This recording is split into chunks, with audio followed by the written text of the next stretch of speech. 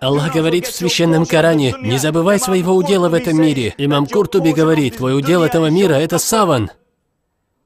То единственное, что ты возьмешь из этого мира с собой, это саван. Ты оставишь все позади себя. Свою машину, банковский счет. Ты ничего не возьмешь. Свою популярность, свои красивые дома, власть. Все останется позади, когда ты направляешься в могилу. То есть 2 куска материи и больше ничего. И это реальность этого мира. Но мы часто обманываемся этим миром. Есть один из самых прекрасных примеров. Я приводил этот пример очень часто, касающийся реальности этого мира. Это пример имама Газали, рахимуллах, о человеке, который пробирается через джунгли. Он оглядывается назад и видит, что его преследует лев. Он бежит, подбегает к колодцу и прыгает в него. Когда он падает, то хватается за канат и вздыхает с облегчением. Затем он смотрит и видит, что лев над ним ждет его. Он смотрит вниз и видит большую змею с открытой пастью, которая ждет, пока тот упадет. И все, что у него есть, это канат.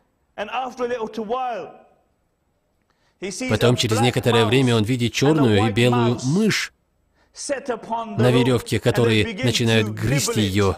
Над ним лев, под ним змея. И единственная поддержка — это веревка. И ее сейчас начинают грызть. А перед собой он видит соты.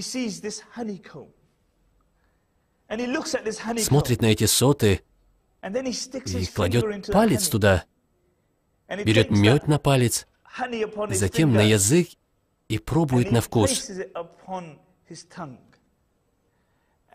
Сладость меда моментально заставляет его забыть льва, змею и 2 мышей.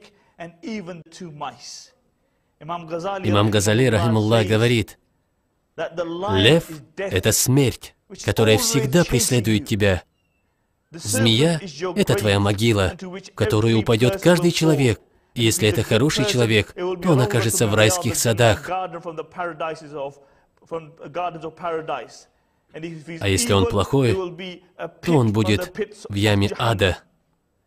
Веревка — это его жизнь.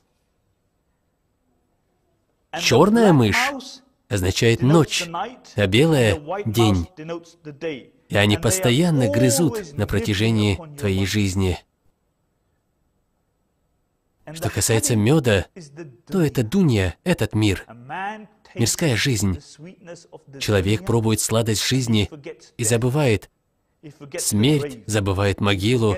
Он забывает о том, что придет день, и он умрет, и ему придется стать перед своим Создателем. И это реальность этого мира.